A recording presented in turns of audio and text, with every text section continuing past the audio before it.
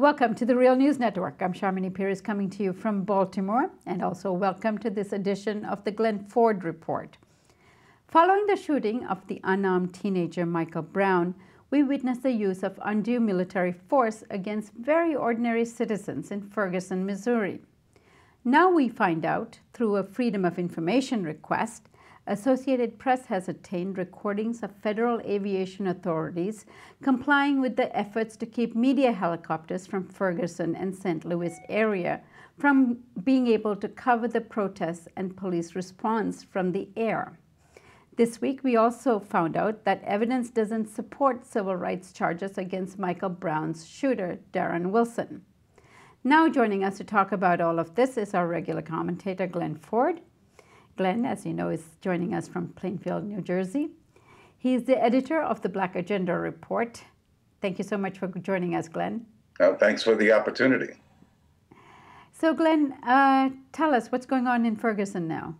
Well, as you said, we learned that the police were able to institute a no-fly zone over the no justice zone with the collaboration of federal authorities. One of the restrictions was that planes or helicopters, that's what they were really afraid of, news helicopters, couldn't go any lower than 3,000 feet. That's about 3 times the height of the Empire State Building. You can't see much in terms of police misbehavior from that kind of height. But does it really matter? Since even if you catch police on video killing innocent civilians, it's not likely in the United States that they're going to be punished or even fired. We see rumors now reported by MSNBC that Darren Wilson, the cop who killed Michael Brown, is going to be eased out. That's the quote, eased out of the Ferguson Police Department. Not fired, but eased out somehow. We also see those same sources claiming that the police chief in Ferguson, Thomas Jackson, is going to resign, but Jackson denies that. The main expectation in St. Louis and around the country is about the grand jury and what it's going to do in terms of Michael Brown's killing. The betting is on. Las Vegas would like you to bet as much as you'd like that there will be an indictment, and you'd be almost certain to lose because cops are almost never indicted in the killing of unarmed blacks in the United States. We don't have really good data on how often this occurs, but from what data the FBI does gather, we do know that about half of all the young men, that is 20 years old and younger, half the young men who are killed by police are black.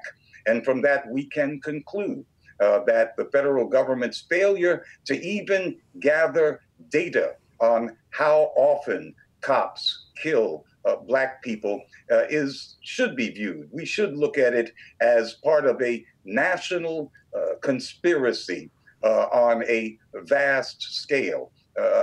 It is quite clear that the entire national criminal justice system conspires to confer immunity on police who kill black people. So they don't really have to go through all these antics about declaring no-fly zones. They operate in no justice and immunity zones. Naturally, then, blacks rebel. And it is just and understandable that folks would rebel against a system that conspires to methodically, institutionally deny them not just their rights, but life. And in fact, black people have rebelled against this police system of murder ever since the Harlem riots of 1935. But even setting aside the problems with the judicial system, which does not operate in terms of police killing of blacks, we can't even get a killer cop fired. And we contrast this with another category of civil servant, teachers. It is fashionable now, all the way up to the White House, to call for lopping off the heads of teachers. And in California, a judge has even ruled that giving teachers a tenure so that they can't be so easily fired violates the rights of poor children. But cops can kill Black children, and it's almost impossible to fire them. And if you're a cop in Ferguson, you can wear an armband expressing solidarity with your fellow killer cop, and nothing happens to you. So I think we can conclude that in this sick society in America, teachers would do service for themselves, for their profession. They would get more respect and certainly more job security if they agreed to act as police and carry guns in the classroom. And especially they would get more respect and job security if they regularly use those guns against their students. Glen, I'm wondering whether you might elaborate on your earlier point about data collection based on race and ethnicity that you referred to in your earlier The comment. FBI, by its own estimate, gathers about 15% of the data that should be available from the states. Some states, like Florida, don't contribute much in the way of data at all to the FBI.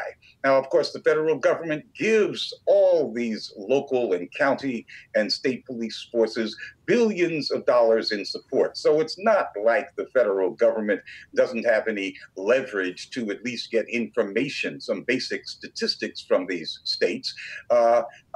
Obviously, I think it's clear, one could reasonably conclude that the federal government, the FBI, does not put together reliable, consistent data on the killing of Black folks and the immunity that's conferred on white police because it doesn't want to, because it is an active coordinator of the cover-up of the real scale of violence and theft of Black rights that occurs every day in the United States.